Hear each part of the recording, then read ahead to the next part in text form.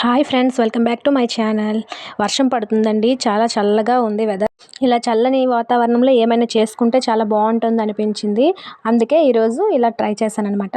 చూసారు కదా, వర్షం పడుతుంది. ఇంకా ఇప్పుడే స్టార్ట్ అయింది ఫ్రెండ్స్. చల్లని వాతావరణంలో వేడివేడి టీ చేసుకొని తాగితే బాగుంటుందని వేడిగా టీ చేసుకొని తాగుతుంది. నా పక్కన మా బాబు కూర్చున్నాడు. అలా ఇద్దరం టైం పాస్ చేస్తున్నాం ఫ్రెండ్స్.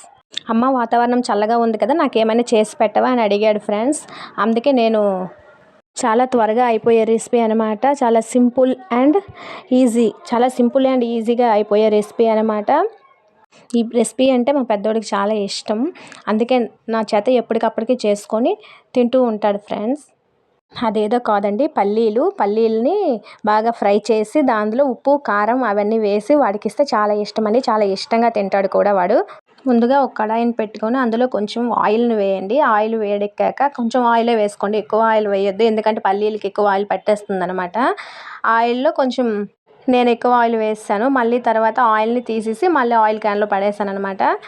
ఆయిల్ కొంచెం హీట్ అయిన తర్వాత ఆ పల్లీలు ఉన్నాయి కదా చూడండి, ఆ పల్లీలని ఆయిల్లో వేసేసుకొని వేపుకోవడమే. నేను చేసే ప్రాసెస్ చూడండి.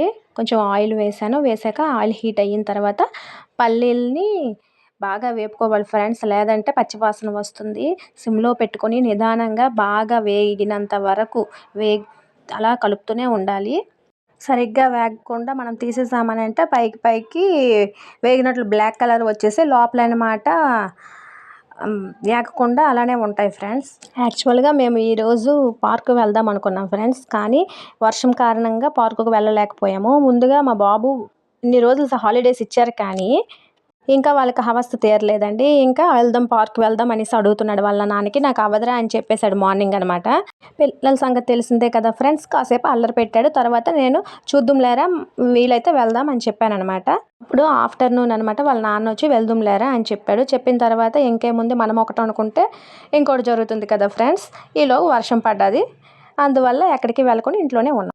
రెడీ అయిపోయింది ఫ్రెండ్స్. ఇదిగోండి, ఈ చల్లని వాతావరణంలో ఈ ఉప్పు కారంతో కలిసిన వేరుశనగల పల్లీలని ఒకసారి టేస్ట్ చూసేద్దామా ఫ్రెండ్స్. చాలా బాగుంది ఫ్రెండ్స్. ఉప్పు కారం అన్నీ పర్ఫెక్ట్గా సరిపడ్డాయి. చాలా చాలా చాలా బాగుంది. వీడియో నచ్చినట్లయితే లైక్ చేయండి, షేర్ చేయండి, సబ్స్క్రైబ్ చేసుకోండి ఫ్రెండ్స్.